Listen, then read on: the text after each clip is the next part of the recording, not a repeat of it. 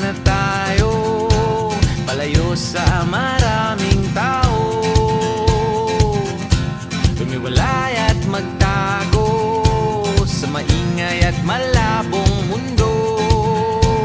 Bumubulong ang hanging habagat at hampas ng alon. Dumudulog at niyayakag na tayo ng karagatan. Hey!